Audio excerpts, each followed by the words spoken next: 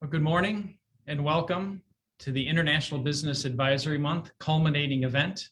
We've got a fantastic panel entitled She Rocks, with interviews of very successful women international business executives. I'm Joe Rotman, and I have the pleasure to serve as director of our International Business Program. And this month, we've had fantastic sessions around the theme of the value of IB diversity. We've looked at careers in supply chain, cybersecurity. Earlier this morning, we had the former ambassador to Ireland from the United States, Kevin O'Malley, talk about his path to prominence on the world stage. And in this session, we'll talk with women executives and their path to success on the world stage as well. Our moderator for this event is Harlan Hodge. He is the performance and professional development coach at Imagine Services. He's also the co-facilitator for Youth Leadership St. Louis for Focus St. Louis, and a professional development coordinator and program consultant for the Best Summer Pharmacy Institute. He's a proud alumnus of UMSL and Washington University, and I'm honored to say a friend of mine. So if you have questions for the panel today, please use the Q&A feature within Zoom. This webinar is being recorded, and it's also being live streamed on Facebook. So I'm excited to have our She Rocks panel to culminate our IB Diversity Appreciation Month. So with that, I'll turn it over to Harlan. Great. Thank you so much, Dr. Rotman. It is an honor to be with you all today, especially with my alma mater. I'm a proud graduate of the School of Social Work at the University of Missouri, St. Louis, which propelled me into my illustrious career as an advocate for those who are underserved by our organizations. Thank you, Dr. Rotman, for that wonderful introduction. I guess it should be said that I'm also the Senior Manager of Diversity, Equity, and Inclusion at BJC Hospitals here in St. Louis, also known as BJC Healthcare. I am so happy to be here. My pronouns are he, him, and his, but my favorite is we and us. And so I am so glad that we are all gathered here to celebrate women in business and international business in particular. We've got an awesome panel today, and thank you all for making time to join us on this beautiful but icy day. We made the decision to join virtually today at the last moment, so we're glad that everybody could jump on with us. That being said, you may have noticed that Dr. Rotman and I are both celebrating today with our red ties. We are really excited that we are celebrating Women Today in Business, but also Women's History Month, which is March. And so you guys know, if you didn't get the notice, red is the new pink. Red is the new pink. And so we are celebrating women today. And I am happy that they allow me to be a part of this moderated panel. We've got some wonderful folks that you're going to have a chance to hear from in just a second, but I want to tell you a little bit about who's joining us today. We have Ms. Sarajeni Hammond, who's Executive Director of Human Resources at the Bayer Company, right? Bayer Life Science Company. Now today, she's been with the company for a very long time, a very good friend. Thank you for being with us. A new friend that I've just met this week, Ms. Trish Vassar, Global Director of Learning, Leadership and Development at the Coca-Cola Company. Thank you. Welcome today, Trish. Stephanie Hosler, thank you so much for Hosler. I want to make sure I get that S in there. Did I get it right? Yeah, good. She's a global leader. Yeah, you got it right. Good. See, but you got to help me. So they've added some names onto Bryan Cave, right? We all just knew Bryan Cave as Bryan Cave, but you're the corporate and transactions department and partner at Bryan Cave. Who are these next two names that are here now? Bryan Cave, Leighton, Paisner. So our largest office is in London. So it's pretty exciting. Wow, so you got to tell us about that expansion, right? St. Louis company now international. This is amazing stuff. We've got Dupe, and listen, Dupe, what a beautiful last name. I'm not even going to butcher it. I heard you say it the other day. I had it down, but then when you said it, it was totally different. I was like, oh my God, it's so beautiful. Tell us how to pronounce your last name the correct way. You're trying to get out of it, aren't you? The last name is pronounced Akinyede. Akinyede, and I'm not going to let you get away with that. Every single syllable, like that English teacher taught you. Go ahead, then. Akinyede. Akinyede. Akinyede. Yes, there you go. See? Dupe Akinyede. I got it. That's great. Dupe is the CIO of Resideo Technologies. Thank you so much for being with us today.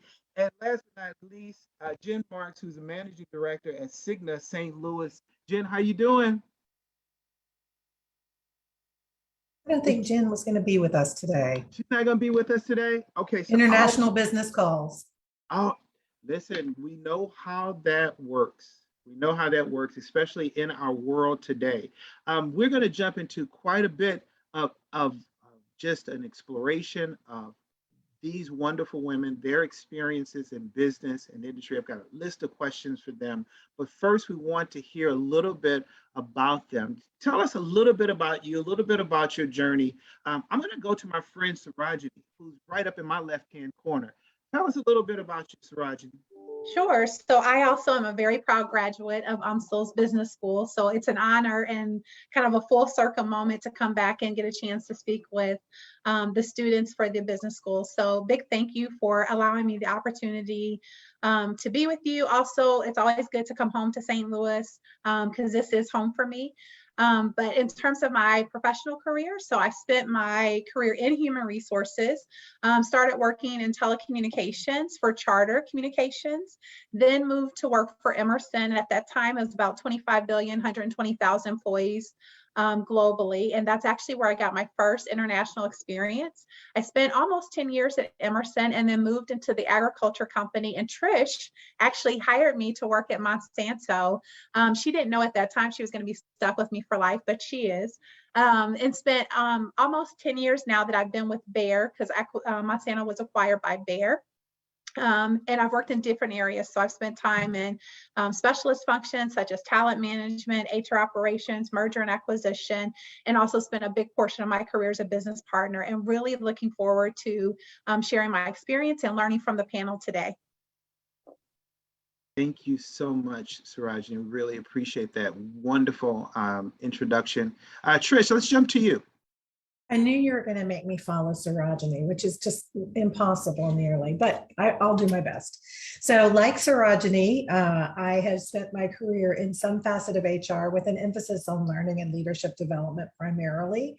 I hold degrees from the University of Tennessee system and the University of Memphis, which is where I got my doctoral degree in industrial organizational psychology, which is a practice area of mine. So I am pleased to be here today to be able to share my journey, as well as Sarajeni said, learn from the other panelists. I had my first international exposure at Monsanto, the company that Sarajeni mentioned. Prior to that, I worked for very American companies. America Online is an example of a company that I worked for that was, primarily a US focused company at the time. And then transitioned into working at Monsanto, where I was really fortunate to have a super enriching global role in the talent management function, supporting our global business operation, which was all around the world. And since then have continued to build my career. I love the global aspect of my role and have been fortunate to apply my craft in a lot of companies that support that kind of enrichment. So thank you for having me. Thank you so much for being here with us today. Dupe. Thank you so much, Harlan. So my name is Dupe Akinyede, and I am the CIO, VP of Technology for Resideo Technologies. Resideo Technologies is a 3-year-old company spin-off from Honeywell that sells 125, 150-year-old mature products. So if you've got a Honeywell thermostat in your home, Resideo is the company that deploys and manages and manufactures that. We're a global company, about 15,000 employees and $6 billion in revenue. My journey to Resideo, my tenure at Resideo has been very recent. And though I'm the VP of Technology and the CIO, my background is actually in economics and in finance. I have a degree in economics. That's my bachelor's degree from University of Lagos in Nigeria. And I have a master's in international accounting and finance from the London School of Economics. And so folks will wonder how a business degree, an economics degree, a finance degree, and I end up in a STEM and technology sphere. But the key is that with an international business background, with an accounting or a finance background, you can land and end up wherever your passions take you with respect to the problems that you're trying to solve for businesses. So as you can tell from my accent, from my name, I am a transplant into St. Louis. So my journey to St. Louis started internationally. I was born and raised in a country called Nigeria in West Africa. And most of my formative years were spent there. And then I actually moved to Europe. I lived in Europe for over 10 years, working and schooling in England. I trained as a certified accountant there as well. So there's a lot to be said for your business background, your career journey. My journey started off international and global, and I've ended up here working for international and global companies and bringing that experience to the US. But there are many, many journeys and many paths that you can take. But having a business background and international business focus is really where the world is going today. I think Harlan asked me to quickly reference one of the challenges that I'm going through now. So I'm excited to be here with you, and I want to give you all of my attention. But as we've just heard yesterday, the US government put sanctions on Russia. And unfortunately, that is impacting my international business, and I may be called away or having to look down to pay attention to some other things as we move through this. So I ask for your grace as we go through that. But this is a very, very relevant topic, and I'm happy to be here with my fellow women and all of our allies as well. I love it. Thank you, Dupe, and absolutely, we grant you grace, and we just give you our gratitude for being with us and making this conversation a priority for you today. Thank you. Stephanie. Yes, hi. So I'm Stephanie Hosler. I'm the global leader of the corporate and finance transactions at Bryan, Leighton, Paisner. So we're an international firm of over 1,600 lawyers, and we have 25 offices. You name it, we have offices, including in Moscow. So, we just talked a little bit about the sanctions, but all of those things are things we're also talking about, both with respect to our business, but also our clients. In terms of a little bit of background about myself, I'm originally from Gary, Indiana, and went to law school and undergrad at Northwestern University in Chicago, or a little outside of Chicago. Both of my parents are immigrants. So my father's from South America and my mother's from Ireland. So for me, cultural diversity and diversity in general, just even from just having an international background, if you walk into my house when I grew up, you saw the full spectrum, people speaking Spanish, another set of people speaking Portuguese. I mean, it was the full spectrum in our house. So I can't express enough how important it is just to really absorb and learn as much as you can about other people, because you'll see in your experiences when you're in international business, it will come up and be relevant to you later. I still think back even to those days, just being in my home in Gary, and some of the things that people taught me just when I was a young child. So I'm lucky now to still use some of those things in my business in terms of working both from a leadership perspective as well as from a client service perspective. Thank you so much, Stephanie. You really set the stage for our conversation today. Many of those who are on the line with us today know that the University of Missouri St. Louis Business School and the International School, the International Business Institute, is one of the leaders in international education in the country. And I've been very fortunate to be a part of many similar seminars like this one that they've hosted over the years. And there's a reoccurring theme that I've heard at just about every conference that they hold. And I'd like to get your opinions right up front on this. And the statement goes something like this: all business is international business. It comes up quite often. What do you think about that? What's your reflection on that?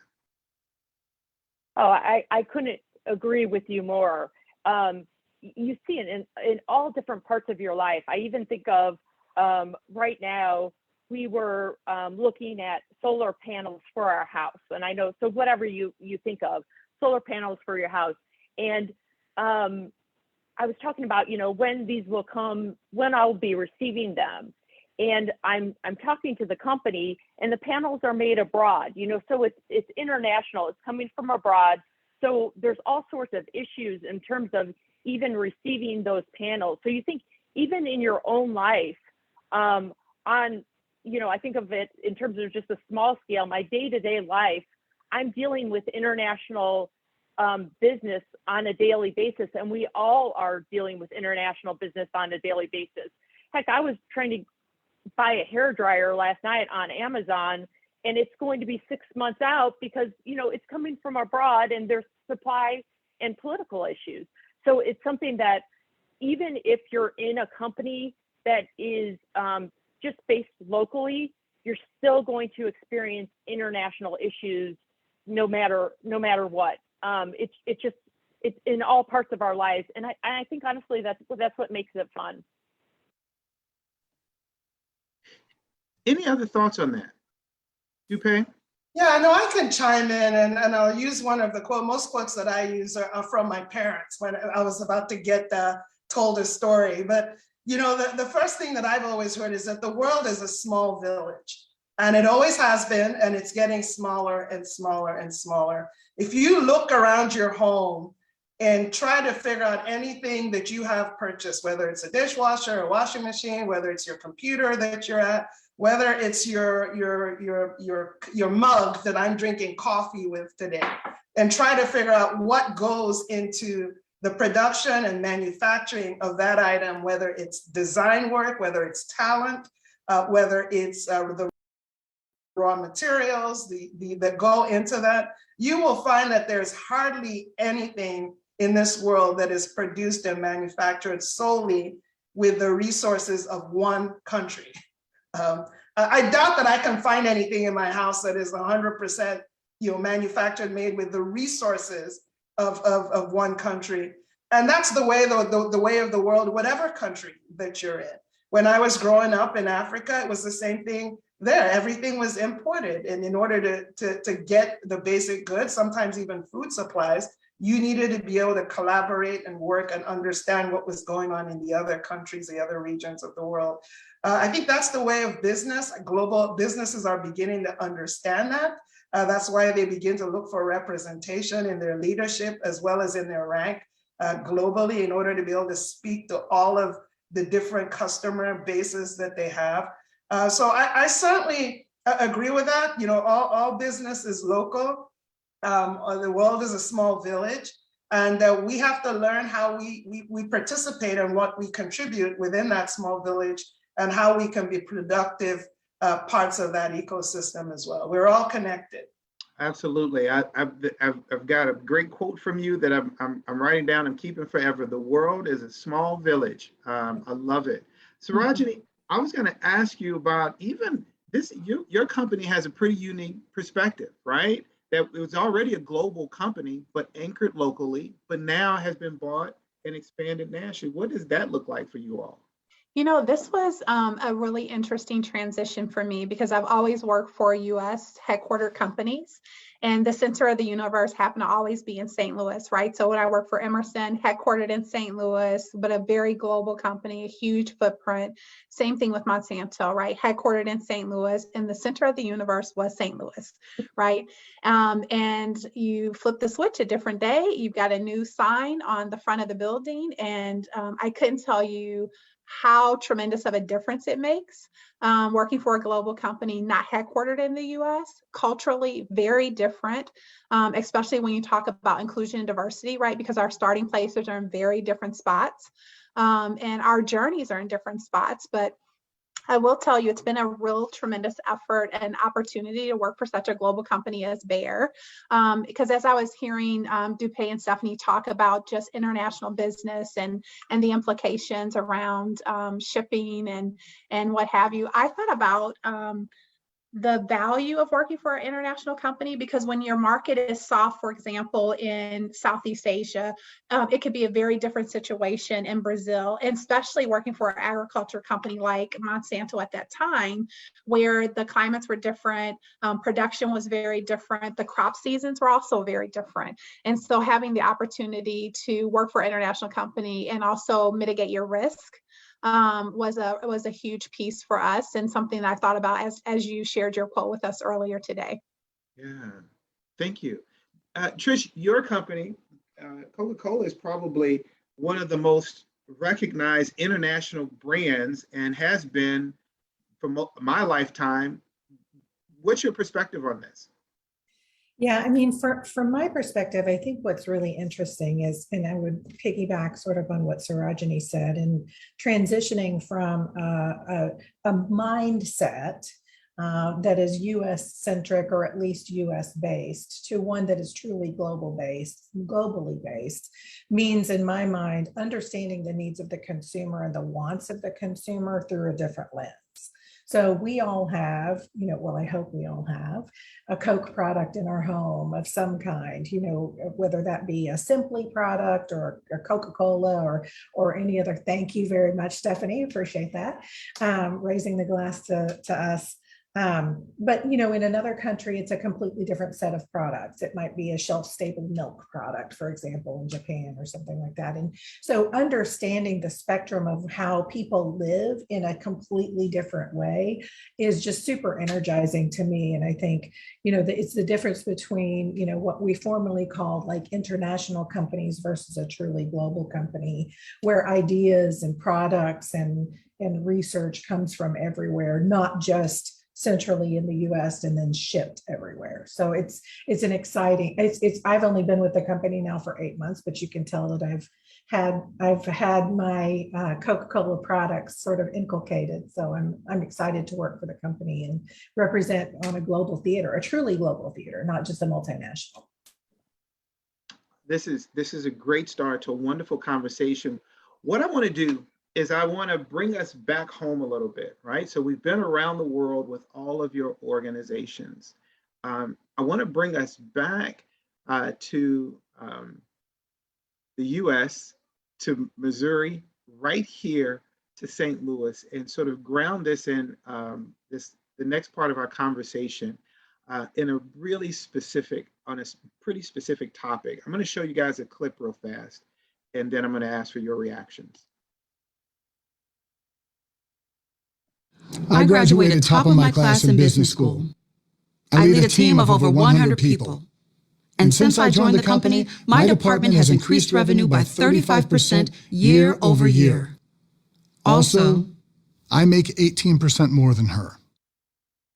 It's time to close the gap on pay equality. let's all do our part.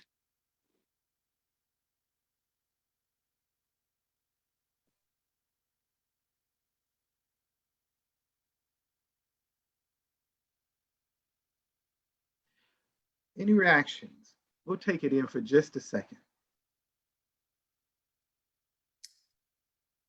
I'm glad I saw this before this moment so that I could have a few minutes to, as Dupe noted in our earlier session, sort of sit with it. I know, I should speak for myself. I know this is fact, right? I know this is fact.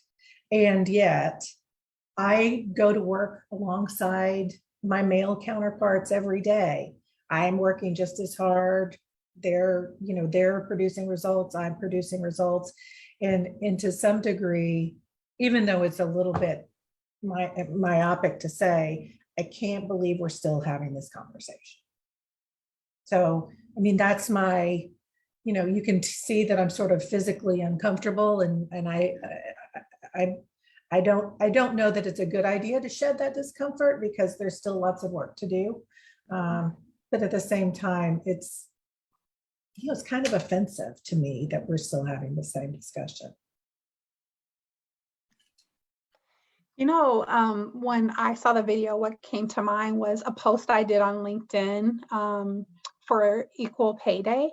And I shared the statistic that female people of color make 63 cents for every dollar a man makes. And that I saw my career like an uphill climb. And it was more like I focused on chasing my passion and purpose and not money. But I'm not ignorant to the concept right around that we still have work to do. And one of my hashtags was pay her and pay me, right? Because these are our money-making years and these matter for us. And so in addition to the outrage I just feel from watching the video, right, I want to be a part of the solution, which is why I have the pleasure of co-leading our women's network globally in BEAR, so that I can be at the table versus on the table when conversations around this come up, and use my role as an HR executive to influence not just my company, but our industry around how we address pay gaps and how we ensure that we're paying people what they're worth and what they deserve, and that there's equality in that. Beautiful. So there are lessons and actions that we get from what you're saying, advocating in so many different spaces. I hold my comments. Other ideas? What's your response from that? Yeah, I think if I add to that dialogue, and I want to focus more on steps that we can take to help solve the problem, because I think it's clear everybody is connecting with that problem in various different ways.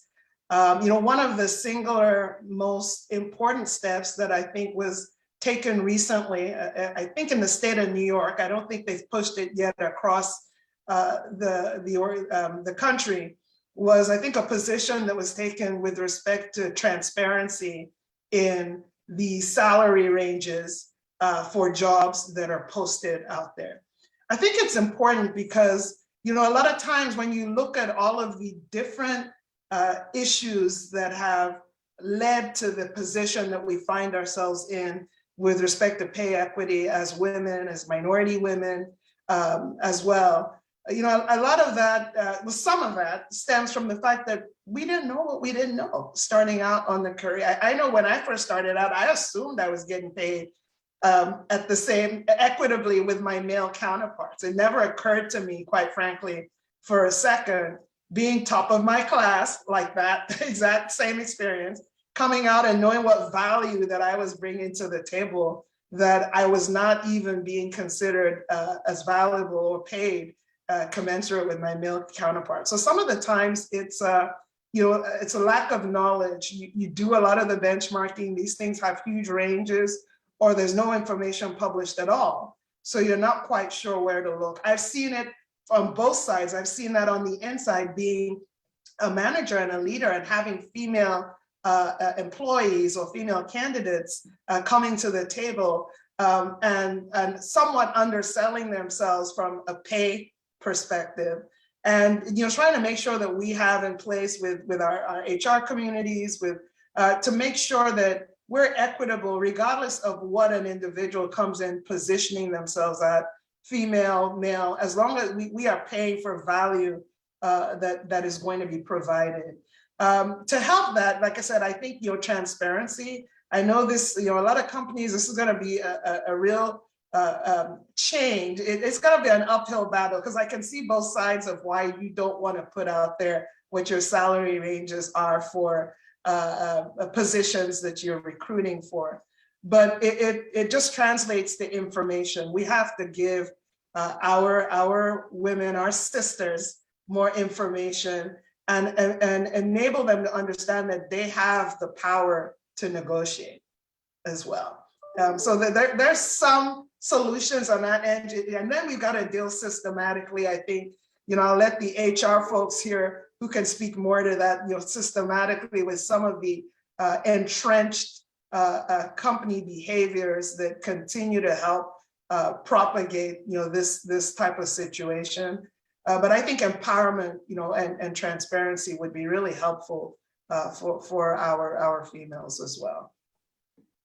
Thank you, Dupe. Stephanie. Yeah, it's hard for me because I agree with Dupe, and it's hard because it invokes this kind of anger in me, which is terrible, but it really gets me upset. And I think it's because I'm so vested in it and so personal. So one of the reasons, in a law firm, it's very important in terms of what your client book of business is. So for a long time, so I've been practicing for over 20 years at Bryan Cave, and they had asked me to take a leadership position. And for a long time, I said, no, I'm not going to. I'm not going to take on more roles. I think I can have more of an impact by just growing my clients. So they then asked me to be on the compensation committee a couple of years ago, and I decided, you know what, I'm going to get on the compensation committee so I can have I'll get total visibility into what Dupe was saying, into all of the numbers. So I can look closely at what people are paying and how they're paid. And I can't tell you how much of an impact just raising questions were in that process, because I don't think in a lot of places, and I don't want to say everywhere, but I don't think in a lot of places it's conscious. I think it is unconscious in a lot of ways, and people rationalize reasons, in terms of why there's a difference. But the results are out. We all have heard over and over how valuable diversity, both from a gender and a racial perspective, are in terms of the return on investment, in terms of what companies receive when they have diversity. And so for me, it's so important that we all raise our voice and have the courage to really step up and to say something when we see something. I think it's so important that we fix this, particularly with the pandemic, because I think there's an extra layer, an extra burden that are placed on women in the pandemic with childcare and otherwise. And so I think it's embarrassing, quite honestly, in the US that we haven't decreased that pay gap so that it's zero. And that we've made, the curve, if you look at it, it's kind of like this over the last, 20 years. And it really should be like where the gap is closed, And so those are kind of my initial reactions. The other thing I would just say generally, don't be bashful. If all of us are on this call, we're on this call for a reason. We want to help you. We want to do everything we can to position you in the best way we can in your business and in your future. Don't be bashful to send us a message on LinkedIn and say, hey, loved what you said. Would love to have coffee with you. Because I love when people reach out to me and I'm able to pay it forward. And I think that everyone on this panel feels the same way. Oh, Stephanie, you've opened up a whole bag of goodies for this conversation. So this is really interesting. So more people, this idea that Dupe brought up about just not having enough information and our individual responsibility to seek out information and about salaries, right? There is a huge movement that she mentioned around salary transparency. It's one of the things that we're moving our organization forward to think about. Say, how can we be more transparent about, salary so that we can equalize all the things that are happening. So Stephanie brings up a really good question. Like, how are you having these conversations about pay salary? Are people talking about this in the workplace? Are women sharing their salaries, insights? Are you willing to have those conversations when people reach out to you for coffee to say, how much should I expect to be paid? What are we telling young people who are coming into the profession? What advice are you giving out these days? One of the things that I spend time talking to my mentees about is don't leave money on the table, always negotiate. in very rare circumstances would I ever tell someone not to negotiate, whether that's an internal move or an external move. Do not leave money on the table. Ask for what you want, right? The only answer could be no, but we can do this, right? That's what I've seen, is that they may not come up to the exact amount you're looking for, but they'll come up further than where they were. And so, and also to be educated about what you're negotiating, right? Because sometimes, you know, the base salary is what it is, the bonus structure is what it is, right? But you can also get other executive perquisites that may be as important to you as a base salary increase, right? And so be thoughtful and understand kind of what's all on the table, what's in it, that culture, because every organization is different. And you want to be clear about what is there for you to ask for and where are the opportunities to be creative. So as I talk to my mentees, that's the conversation I have with them. And then also, you know, some of our younger colleagues, you know, they want to move very quickly in their career, right? And so we also talk about, you know, sometimes it's not about the money, it's about the opportunity, because that will afford you more money in the future. You know, as I think about my career, I share with you guys previously, right? I think about it from a jungle gym standpoint, that it's not just a ladder that goes straight up and down, but you move side to side. Sometimes you even go backwards. You know, I think about when Dupe and I had the opportunity to work together at Emerson, we were just starting our families and I had twin daughters, right? And so I wanted to get off the treadmill of working crazy hours and spend more time with my twins. And so that meant less international travel, but it opened up a great opportunity for me to go work for the #1 agriculture company in the world, which is Monsanto. And I, you know, and Trish saw the potential in me and invested in me to step into a space of talent management, to learn from her and others in the organization. So don't always think about, yes, get the money, always negotiate, but also consider what else can you gain from that learning, right? That job. Is it an experience that you don't have that would be helpful as you move forward? Yeah, I couldn't agree more. I mean, I think it's a question of knowing your value, but also knowing your values, right? So in my mind, my values, you know, over time have become about family, but I also value that international perspective. And I have some non-negotiables, right? I have some things that each subsequent job has to add into my life at that moment. Some pieces of that pie are money, some pieces of that pie are balance, some pieces of that pie are opportunity, but each person has to decide for themselves what that mix is, I think. And I also think, you know, knowing what your value is, both relative to the market and relative to what you provide to the company and the potential of what you can provide to the company, is as important as knowing what you yourself value. I hope we've all got our notebooks out and are taking some of this great advice down. This is great. I still need Sarajeni to tell me, what are these executive perks that we need to be looking out for? We'll come back. Dupe.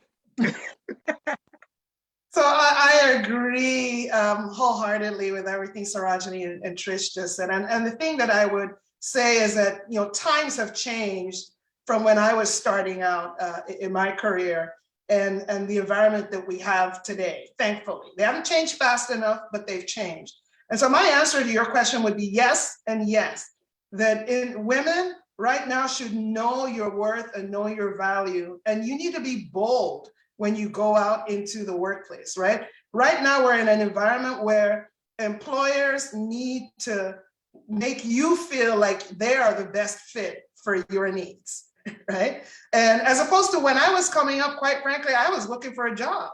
You know, I needed to get out of school. You got bills to pay. And so, you know, you're trying to fit whatever it is, you know, take your skills and you know, it was more like they were almost doing you a favor. It's kind of the mentality that I had, which is not the correct mentality. So thankfully I've learned over the years, and that's the mentality that will lead you towards taking suboptimal offers or not valuing yourself below what you should. I don't see that as a problem for you folks who are coming out of college today. You're all blessed, I think, with a totally different environment, totally different mentality. As women, I don't think that they're going to stand for some of the sacrifices that we had to make earlier on in our career. And I think organizations are understanding that, and they're having to adapt as well in order to make sure that they're able to attract the best talent. So the key for each individual here, I would say, is you focus on being the best talent at whatever it is that your passion or whatever it is you desire it to do. And then make sure that the organizations value you that way. I come back to that transparency because we talked about negotiating. In order to negotiate from a place of strength, you have to have information. You have to have information about what's available in the market, how is the market valuing your skill set or what you are looking to contribute in there. And that's why it's important that we free up this information, because a lot of this information has been locked down. Companies don't share, it's not transparent. There are new resources now that you can go to try, find out how companies are valuing the skill sets that you bring to the table, whether it's salary.com or Indeed or all of those resources that we didn't have earlier on in career, but they're available now. So use those and get educated. And for those of us who are in leadership positions in companies, our role on the inside is to try to advocate for being more transparent with this information. I think transparency is good always. It empowers both companies, it empowers prospective employees, it empowers talent across the board. So we're all operating with the same level of information, right? If you're in the financial services, you talk about some people have insider information and some people don't. Most of us didn't have insider information. We want to make sure everybody is playing on the same level playing field with the same set of information and facts, and then you can negotiate. And that, I think, leads to equity. So I'm very passionate about moving to a place of transparency. I don't know how we get there yet, but like I said, some of these new conversations and new ideas about publishing salary ranges, I think, are definitely moving the needle towards that as well. Incredible, incredible insight. For those who didn't catch it, here's the way that quote went. To be able to negotiate from a place of strength, you need to have information. I know folks are asking, can she say that again? That's what I got. That was awesome. Stephanie, I want to give you a chance to comment, and I've got something I want to show you all. Yeah, no, I just also want everyone, a lot of times as a woman, you think, oh, it's just, it's just 10%. It's okay. Money's not that important to me, or it's just 15%. It's okay. But it's not okay. That if you break it down, it's something like an extra month and a half of work that you're doing than your other counterpart. And you have to, if you keep that in mind, you're having to work harder to receive that same amount of money. And that's, you don't ever want to be in that position. So just want to reiterate what everyone else said. Gather the information. I remember taking around a notebook because it wasn't transparent in the law firm, all the information. Some of the information is transparent, but not all of the information. And so I remember taking around a notebook that I had, and I wouldn't show it, but I would just ask people, and then I remember, and I'd go back to my notebook and write it down. So I would kind of be able to absorb that information and know where I sat. And I asked a lot of questions. Awesome. Listen, I'm not a big sports fan, right? But there is one team in particular that I think is absolutely amazing. And I want to share this team with you fast. Anybody know who these folks are? The best athletic team, any sport around the world, the women's U.S. soccer team. And for those who've been following the news for the past 6, 8, 9 years, you know that they've had a lawsuit. Here it is, the highest performing, most reliable team in U.S. history has been underpaid. And so the news just came out today. I couldn't blow this up big enough that the U.S. Soccer team women's players agreed to a settlement of $24 million, right? That's one part of it. The second part of this news is that they've agreed to equalize pay for men and women's national teams. I'm excited about that. I think it's a good step forward. What do you think about this? So Harlan, I think this is a great example of why representation matters in leadership, right? Like what the late great RBG, right? Women need to be at the table where all decisions are being made. Now, I don't know who's been at the various tables as decision making has been going through on resolving this particular case. I mean, it's atrocious for sure that this has gone on. But the way that we make the change also is, as women leaders, we need to have a seat at the table where those decisions are being made. We just have to figure out how to get in there and influence those decisions so that we come up with the right answers. I think the answers that everyone knows is right, but if folks in the room aren't impacted by the consequences of the decisions that they're making, again, it's human nature. So I again fight for, this is why women need to have, or representation matters across all classes of people in the rooms where decisions are being made. You get the diversity of thought, the diversity of leadership, diversity of ideas, and you can have people making decisions who actually understand the consequences of the decisions that are being made, who can personalize it, and empathize with what will happen as a result of those decisions. So this is great. I think all of us will agree that it's long overdue. It's just a travesty that it's occurred this long, but we're grateful that it's finally a decision has been made, a precedent hopefully is being set here for going forward. And the battle continues, the struggle continues. I saw Stephanie come off mute, and then Sarajeni, jump right in. Yeah, I couldn't agree more with what Dupe was saying.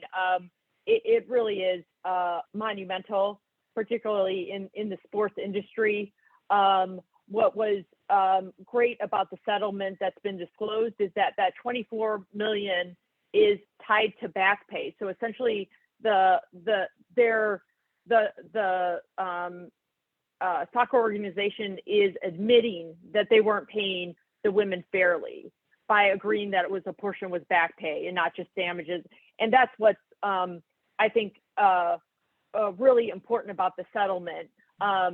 You know, we're going to have to see. It's not as though we still have to keep our eye on the ball here, because we're going to have to see how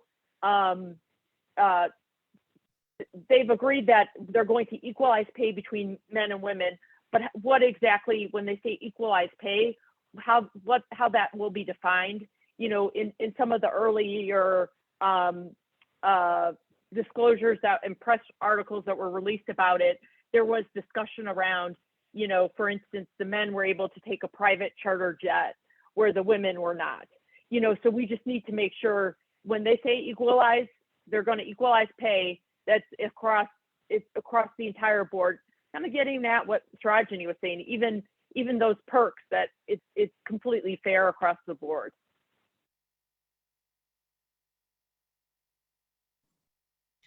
Stephanie actually took the words out of my mouth with regards to the back pay piece and the admission there, so I won't repeat that.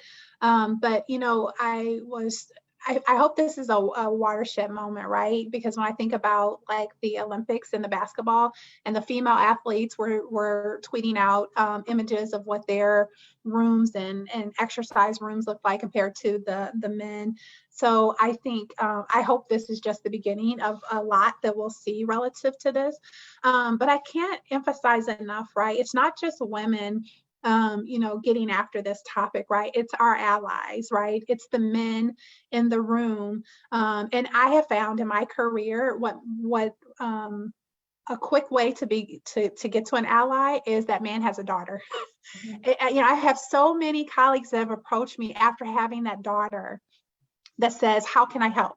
What's my role, right, in the organization? How do I move this conversation forward? Because they realize, right, 20 years from now, their daughters are going to be in the organization fighting for this and having these conversations. So I would say, in addition to women focusing on this topic and moving this conversation forward, our allies are also actively in there with us, in the rooms where maybe there isn't that diversity just yet, having the conversations, asking the tough questions, and challenging status quo. There are so many questions that are popping up in the chat for us, and I want to encourage all of those folks in the audience. Stay with us. We're going to get to your questions in just a minute. So I've got a few more things that I want to go through with our panelists, but please keep putting your questions in the chat. And then we actually want to hear some of your voices. So we'll see if we can get some of your voices into this conversation. But Harlan, I dedefinitely want to answer that Lufthansa question when it comes up. Well, you better go ahead and go for it now. Then, I'm going to hold it until later. Good. So hang on in there. Hang on in there. We'll get to those questions in just a second. I want to talk a little bit more about your personal experience. This is not just a random sampling of women that we have on this panel. You all have excelled beyond belief. I would imagine that even at your level, in your role, in your businesses, you might look to your left or to the right, and you might not have someone who has your pronouns in the room. Tell us about what things were sort of pivotal in your experience to help you navigate these waters. What things were sort of critical as you think about your own journey, and what would you encourage other folks to do along the way?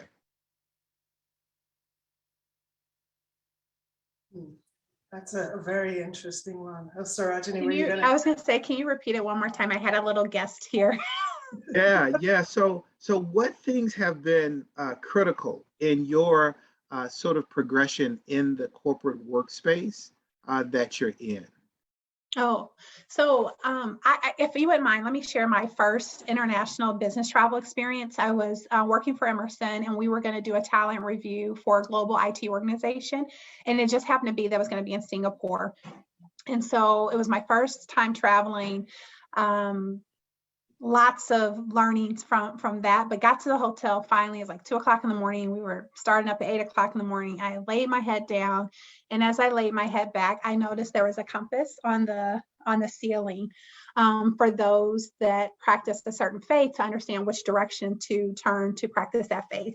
And as I was laying there, I thought, how impactful that is. I didn't happen to practice that area of faith, but I was so appreciative that this organization thought about all the details of how to be very inclusive as they have guests stay at their place.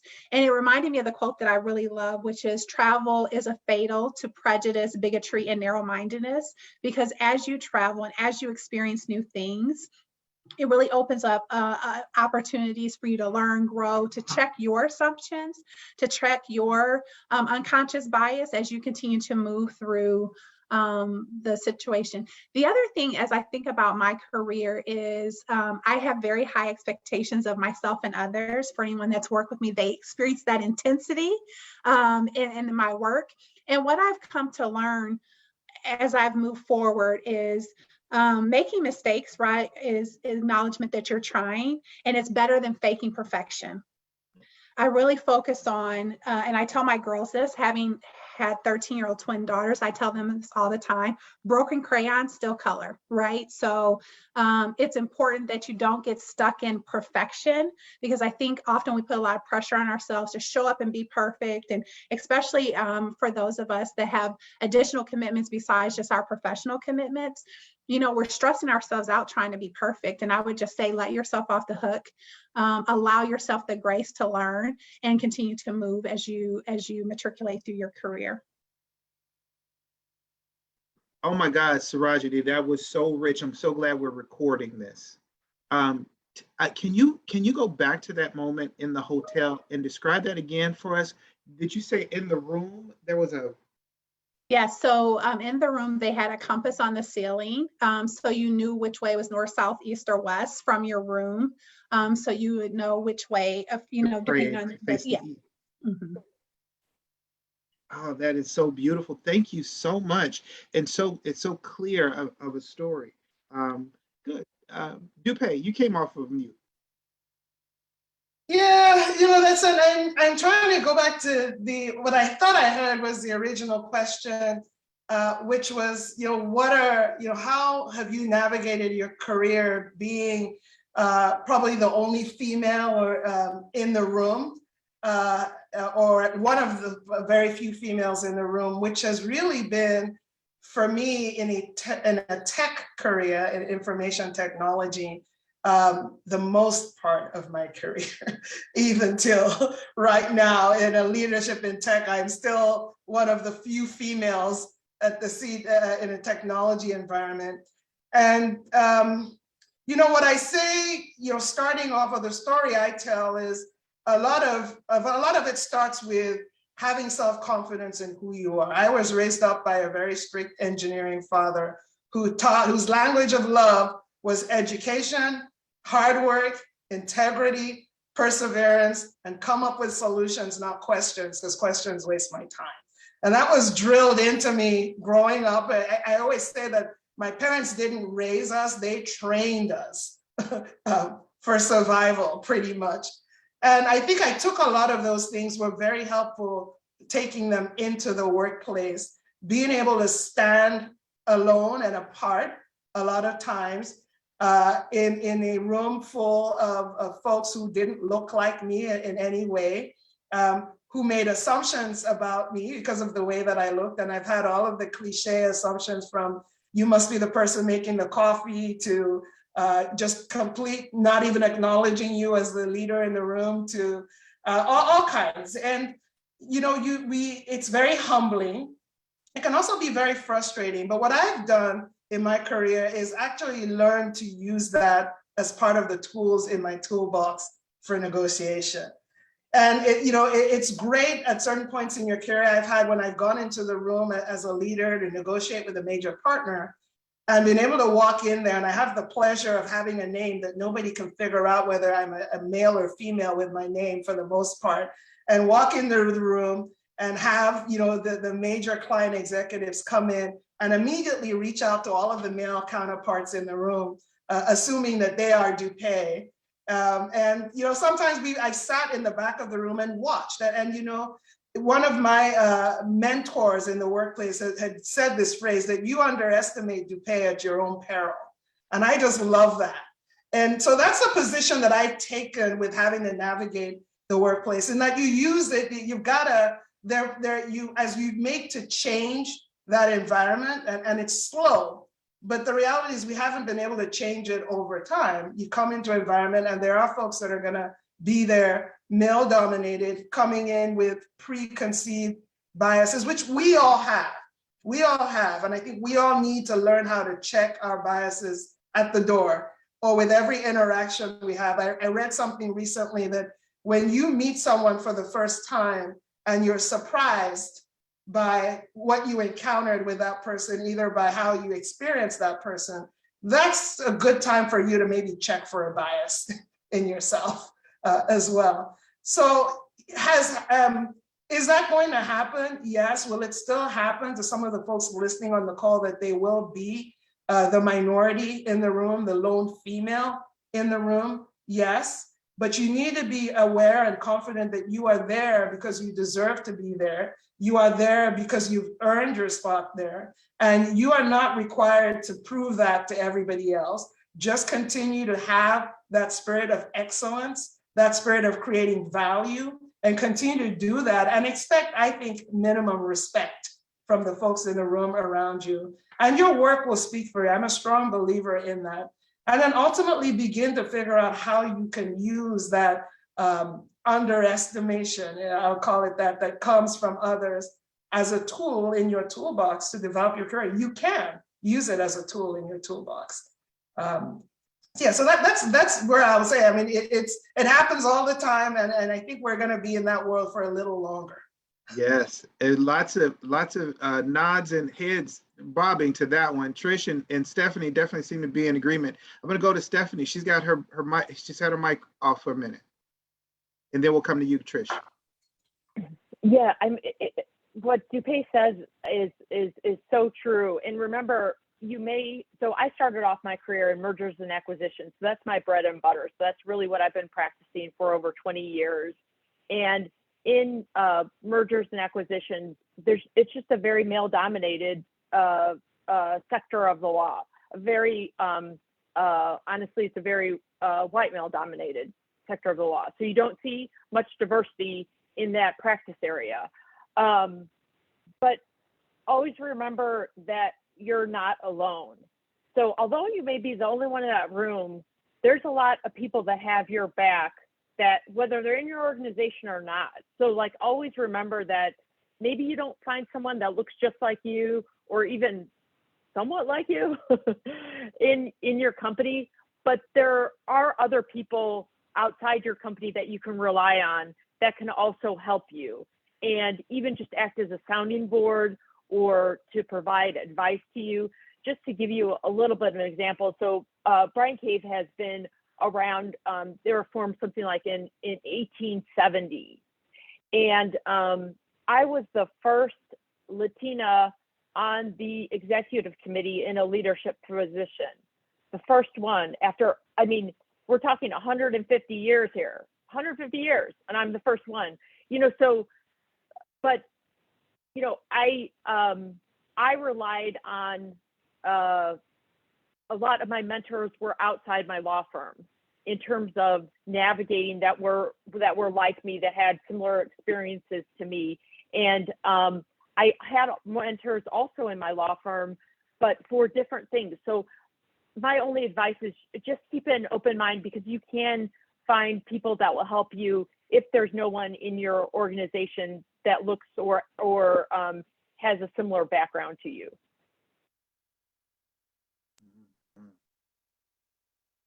Yeah, go ahead, Trish. Thank you, Stephanie. Yeah, absolutely. So I was just reflecting as Dupe was talking on, that word. She said so many of the words that I was thinking that I might say, and I'm so glad that she did, like underestimation and what motivates, right? I used to really, it just used to get under my skin when people underestimated me. I would internalize it to a degree that I think now is unhealthy. And at one point in my career, I won't name the company, but I was at a company where I had a leader who just chronically underestimated what I could achieve. And it was frustrating me and getting under my skin, and I would continue to deliver. And I'm not going to say, Sarajeni, that I don't have a little bit of that perfectionist mentality that you also have, but it just chronically got under my skin. And I was having a conversation with somebody who was sponsoring me in the organization. So I want to come back to the notion of sponsorship and how that's really important. But with my sponsor, I was having a conversation with my sponsor, and she said, "Who are you trying to prove something to? Is it him or is it you?" And I thought, I really had to, I was all, and then I really sort of took myself down, and I thought, you know what, that's really helpful to me. And instead of internalizing and using that irritation against me, I let it, if you'll pardon the metaphor, I let it create a pearl. So instead, I used that irritation to motivate me. And now I kind of like it when people underestimate me, because nothing motivates me more. So, I mean, that's sort of my little narrative. And don't forget the importance of having a sponsor. That's my commercial. This is so rich, and the questions keep rolling in. I want to paint a picture for the folks who are listening, just as clear as many of you have done. I want to give you an opportunity to tell us a little bit of a story about your international experience. Sarajeni has painted a beautiful picture of what it means to open up your eyes by traveling abroad, right? And we've heard the value of this. do you have an experience that is so clear in your mind about that inspired you say, you know what, international business is the thing for me? So I love being a little bit off kilter. So I like kind of not knowing the rules, because I think it really, especially when you're operating in a business environment, makes you focus on your craft and what unique value you provide, as opposed to being able to navigate the rules successfully. So for an example, I went to India. In my experience, which is, not everywhere in the world, but there is nowhere that the rules as we know it as Americans do not apply in the same way. There's generational homelessness. Traffic rules and business rules and social rules are just very different to, my homegrown experience of a girl in Tennessee. So that feeling of being able to navigate that successfully is a real confidence builder, but it also speaks to my reliance on people who paved the way for me and know the system better than I do. So it's humbling and it's powerful, and there's nothing better in my opinion. That's incredible. I never really thought about that. You're literally leaving the safety net of all the things that have made you successful. And that experience literally gives you the confidence to say, you know what? I think I was talking while I was on mute. Trust me, I just said something really good. We got it. That's awesome, Trish. Thank you so much. Thank you. Help us paint the picture. Who else can paint the picture for us about your international experience? I would be happy to give a recent example. So I had never been to Paris, France until I took this leadership role. And we have an office in Paris. So, and this is embarrassing to say, but I'm just going to say it. Okay. So I don't know how many of you have watched the Netflix series, Emily in Paris. But that's what, I had watched that, and I was kind of nervous going to Paris. Wasn't sure it's fairly recent. I'm headed there again in 2 weeks. And so it was during the pandemic, and I was like, gosh, I wonder how the Parisians are going to feel about me. I don't speak French, so I was nervous. And,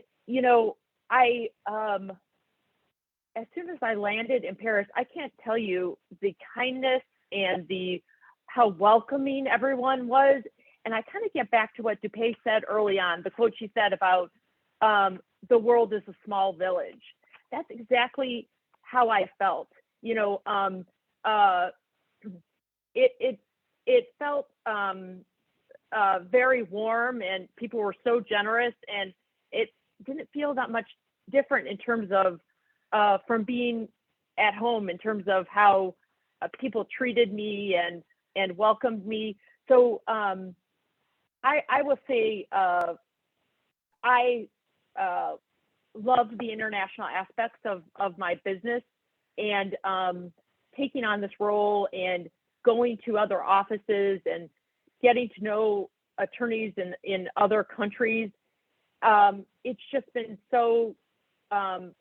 so fun to see, because it always comes back to the fundamental thing about just being honest and kind to people, and they'll be that way back to you.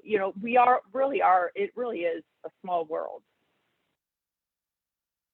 Yeah, no, and I like that comment as well. I mean, for me, my international journey started at a very young age.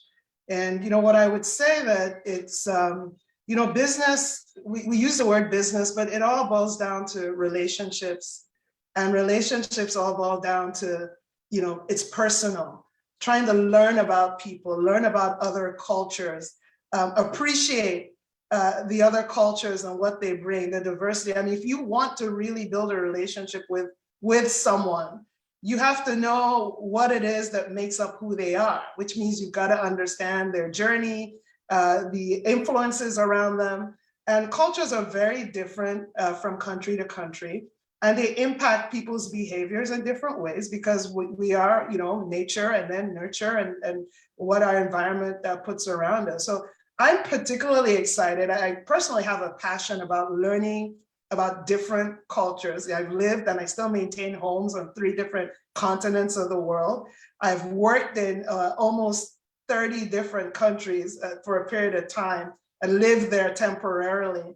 And it's all about people and imbibing the culture and recognizing the differences and appreciating and respecting the differences, and bringing to the table your culture and your, what you've grown up with as well.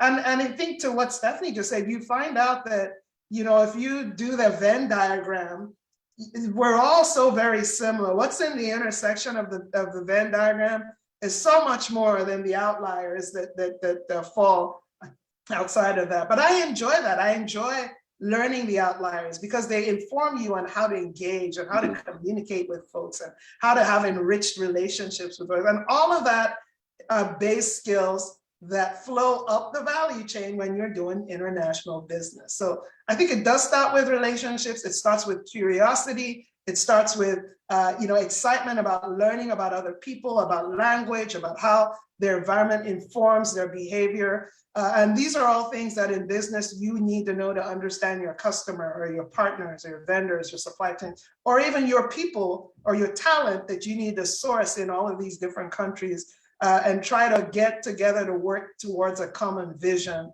for the company. So, I think it's all about relationships and excited to learn about people. I love that you said that, Dupe. It's all about relationships, because I think back, my family and I just spent 2 years living in Germany.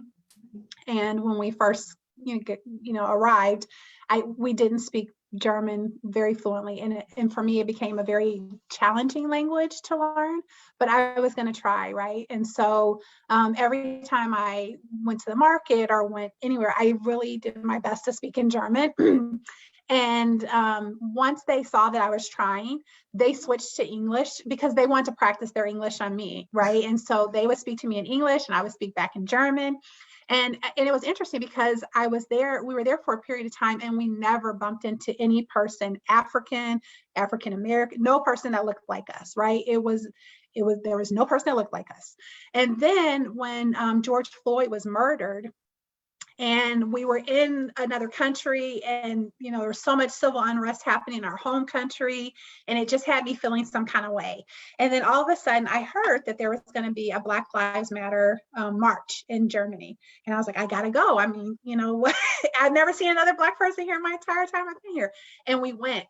And the streets were flooded with Germans, and they had signs that says, when he cried for his mother, we all answered. And it was written in German, right? And so the connection to people and the relationships, I just really connected with what you said, because for me, I felt like I'm thousands of miles away from family and people in my country, but I felt so connected to that culture that was there, that was responding to something that happened in the US. This is amazing. So I've got to stop being selfish with you all. Here's what we're going to do: we're going to do the power moments here. I'm going to ask a question. I'm going to ask maybe one, maybe 2 people, but really I want to get one good answer to these questions. And if you have to jump in and answer, we'll take a second. But I want to get to all of these questions, and this is the best strategy that we can do this, and see if we can limit our answers to about 1.5 minutes. Okay, so here's the first one from Ashley. Ashley says, how much of the disparity do you think is systemic, and how much is women undervaluing themselves and men fighting for their value? And how do we address that and empower women more? Right? So how much of this is really systemic, and how much of it is really that women are undervaluing themselves?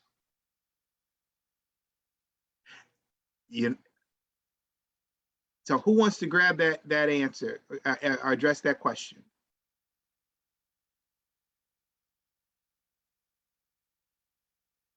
Go right ahead, Steph. Go ahead and take it.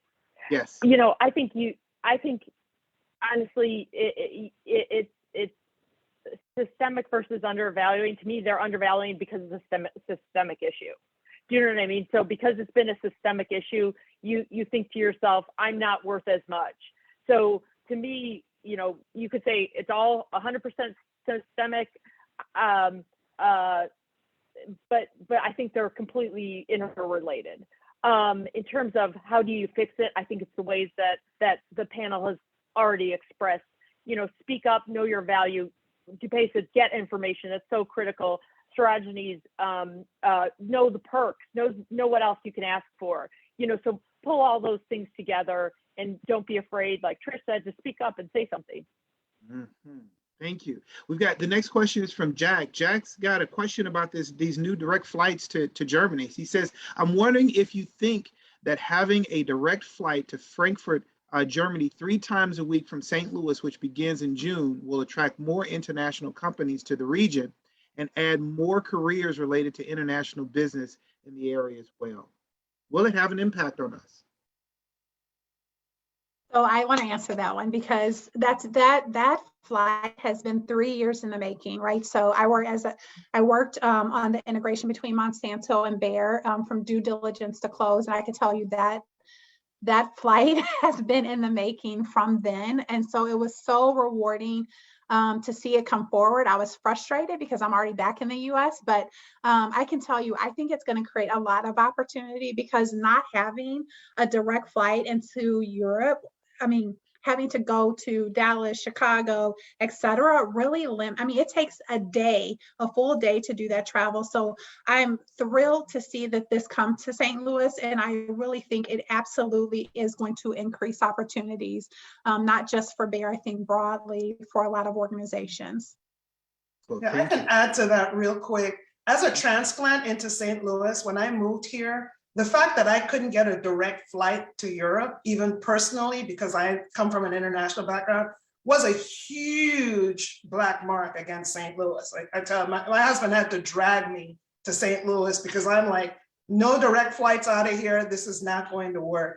I think now, just given the role of a lot of international companies, I recently worked for Emerson, so I can tell you that most of our international locations at Emerson fly out through Europe. So the ability to get a direct flight, I think, is definitely going to bring more people, more business, more talent, I think, into the St. Louis area across all of the internationals that are based here. So Lufthansa, they got it right. You know, I think the other airlines are going to come back, you know, a little later and feel like they missed the boat on that one. But that's just my opinion.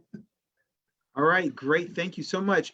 We're going to get to all of these questions. So we've got, I think this is Shariah.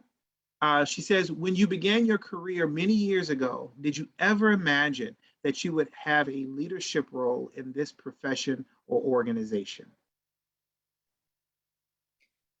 So I'm probably going to say the unpopular thing and say yes.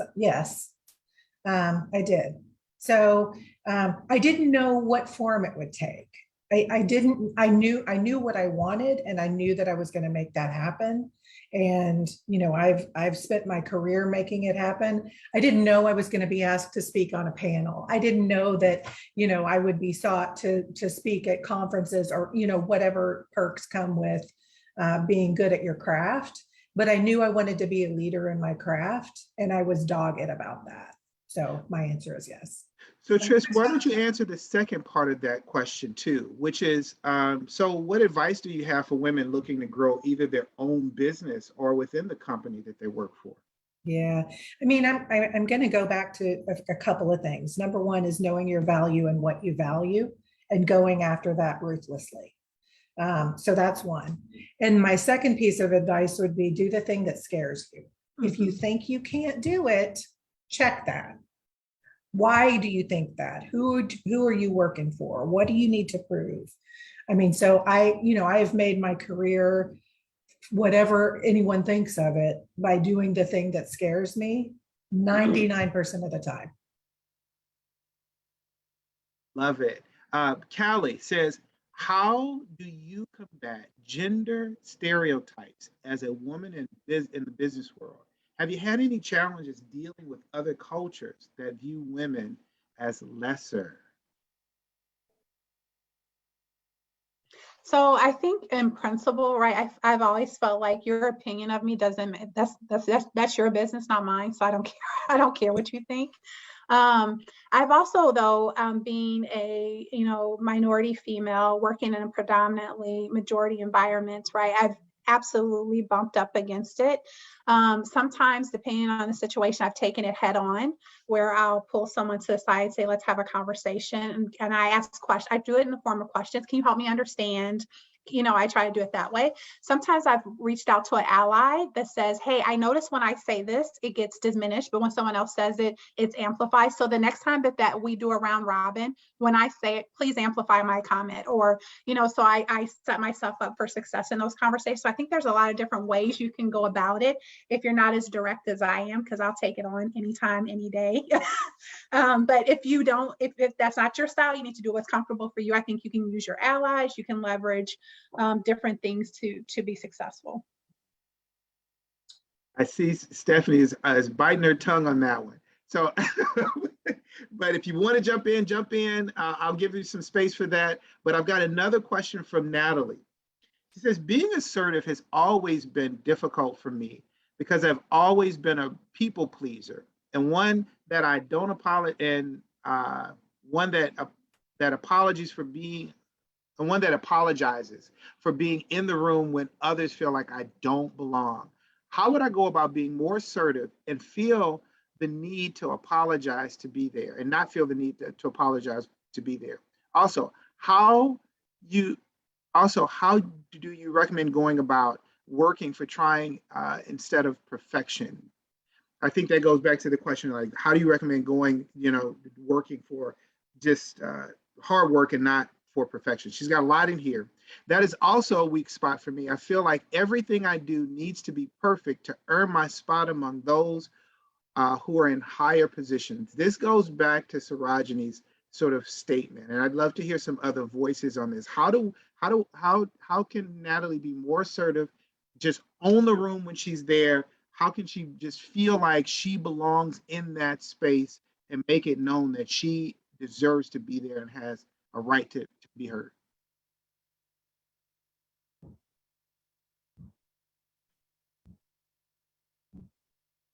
Okay, I can try. So I think a lot of.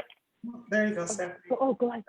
No, go I was on. going to say I love Sarajeni's statement. She threw out a couple of really great ideas that I think are so valuable.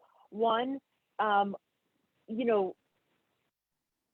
don't want to say plant people or have people, but talk to people beforehand. If you're going to make a point or you want to convey an idea in that meeting, talk to some of your friends and say, help me. Sarajeni used the word amplify the comment I make. I think that's so important because that is really helpful, and it will, I think it does make a difference, and I think it will help your confidence as well. Two, don't be afraid to talk to your allies. If you're invited to that meeting, you deserve to be there. If you're in that room, you deserve to be there. So don't forget that. You're there for a reason, and don't, like Sheryl Sandberg says, take a seat at the table. 100%. I can't tell you how many meetings I go to, and when they're jam-packed kickoff sessions for a deal, the women will kind of outline the back where there's just random chairs and they won't sit at the table. Take that seat at the table. It's so important.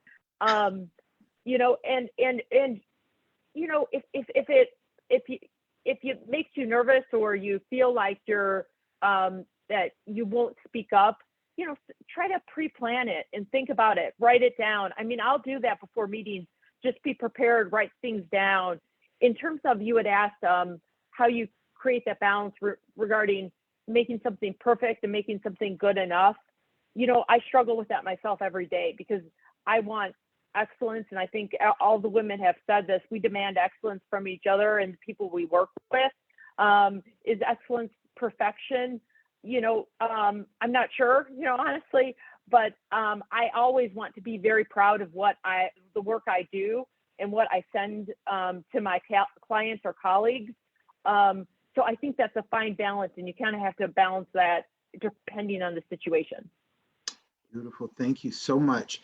We've got Tanisha Glaze, who's also known as T. Culpepper Glaze. She is one of my running buddies and a triathlete in the St. Louis region, one of the most amazing women that I know. She asked the question, as a Black woman, 21-year retired veteran, came up through the ranks in information technology. I was either the only female on the team or one of two other minorities on the team. As a woman and or women of color, how do you handle the unspoken competition tension between you and other women on your team from both a leadership and a team member role? And this is a tough. Maybe I can respond to that, maybe since it's tech related, but I think it relates to all areas. And I'm going to put another phrase there. You don't have to attend every party that you're invited to. So with that saying, you don't have to compete with anybody. All you need to make sure is that you're better today than you were yesterday. And so, my feedback to her is don't bite. You just don't, that is not why you're there. And I think it was either Sarajeni or Stephanie, someone else had mentioned, you're not trying to impress anybody in the room. You're just trying to make yourself proud of what you do each day and the following day. So, my feedback to you is that don't bite, don't go down that path, don't go to that party, you don't have to. Yeah, just to build on what Dr. Pace says, right? I do not believe in the crab in the barrel mentality, right? And I don't tolerate that on any team that I operate in, right? We rise by lifting others. I believe that wholeheartedly with every part of my being, and I permeate that in any room that I'm in. And the last thing is, right, you don't have the perfection piece, right? I've learned, and I'm coming to experiences, I don't have to prove anything. I do have to improve daily, right? And so when I find myself getting into a perfectionist environment, and I learned this from the St. Louis Business Diversity Initiative, is moving from having to prove yourself to improve yourself, right? And to take that into consideration. I'm sorry, I'm still writing down that quote. Prove every day. Love it. Okay, so my friend Shreya has another question. She says, wonderful question. What advice would you give your 25-year-old self?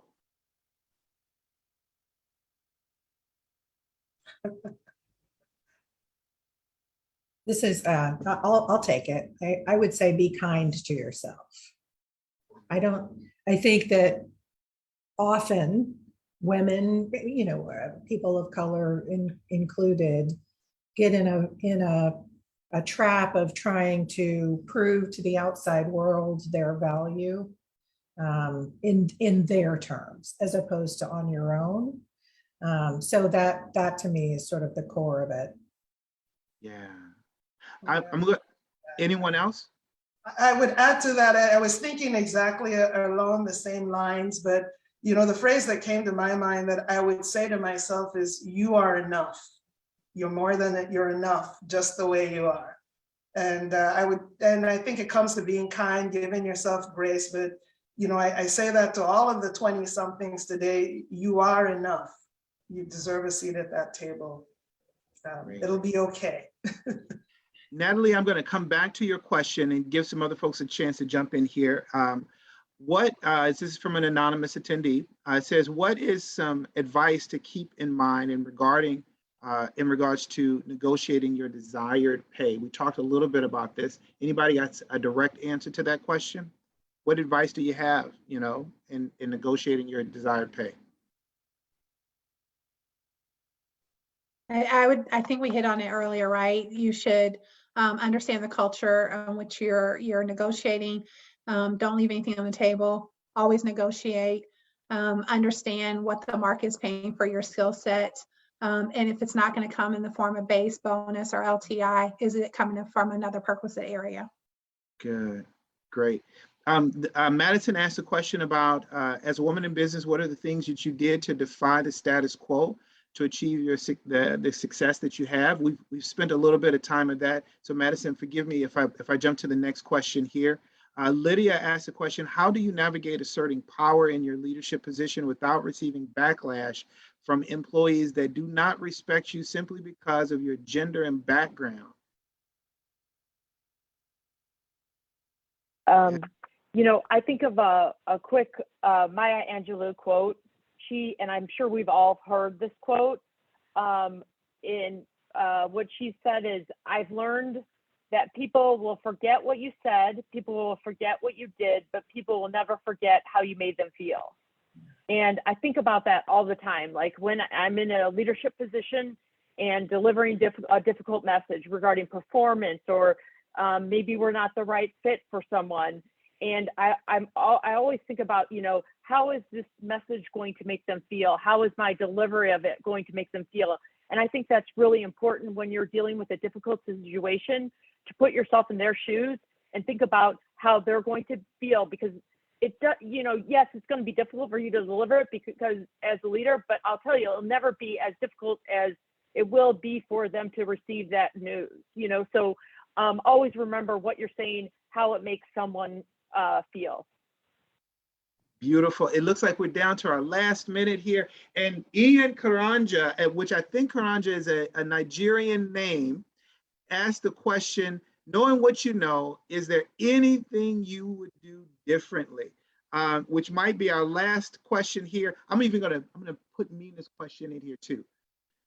Have any of you experienced inequality in pay or any kind of discrimination working in the US or internationally? How did you work around it or overcome it? So this is our last dual question in there. Dupe, I'm going to you, fellow Nigerian. Oh, okay. And the question, so the question of have we experienced inequalities in pay? I heard that. I think the answer is yes.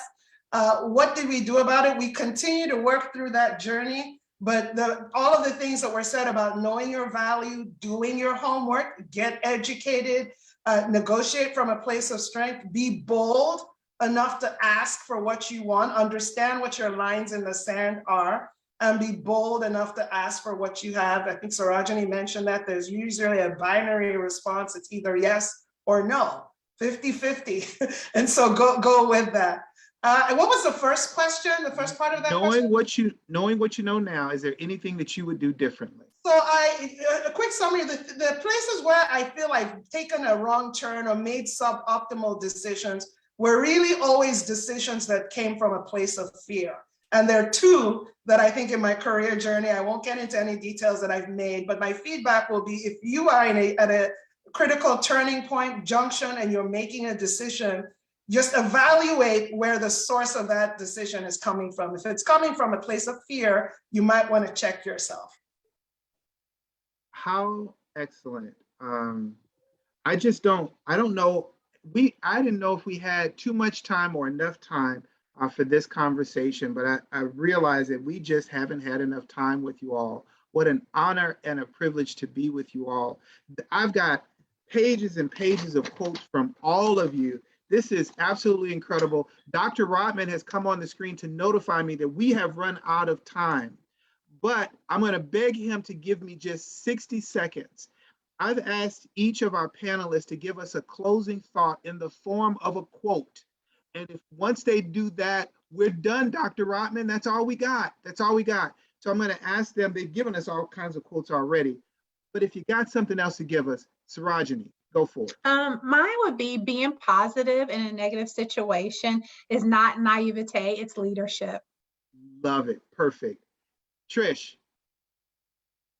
I'm just going to go back to something that I've paraphrased from many people who were smarter than I, and it is, do the thing that scares you. Do the thing that scares you. Love it. Dupe? So I'm gonna just end up saying that it's all about people. It's all about people. It's all about people. And make sure you focus on the people, empathy, compassion. It's all about people. Love it. And Stephanie? A leader sees greatness in other people. She cannot be much of a leader if she sees it only in herself. Maya Angelou. So if you're a true leader, you see greatness in other people and what they contribute. Love it. And I've got one last image that I want to share with you all. Just a way to just summarize all that we've been talking about. We just might have our first African-American woman on the Supreme Court this year. And I think this is all of you are just exemplary, and it just speaks of the power. And I've got one quote that I'd like to end with today, and that is simply, "She rocks." Thank you so much for allowing me to be a part of today. Dr. Rodman, I'm turning it back over to you. Thank you to all of our panelists.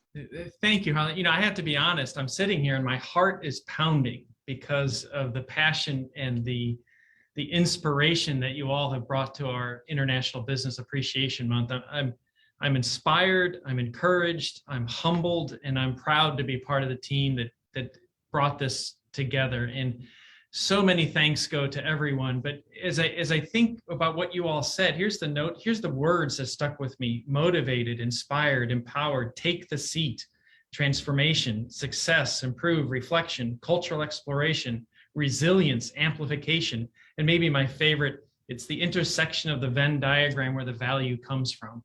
And I like to think I'm a believer in the phrase, and I know that I have my own implicit biases, but I'm a big believer in you can't be what you can't see. And I'm so proud of the team that brought this together to bring people on this screen who look like our students, who have the experiences of our students. And you showed everyone on this panel the passion and the perfection that you strive for. And so special thanks to all of you, Trish and Sarajeni and Dupe and Stephanie and Harlan.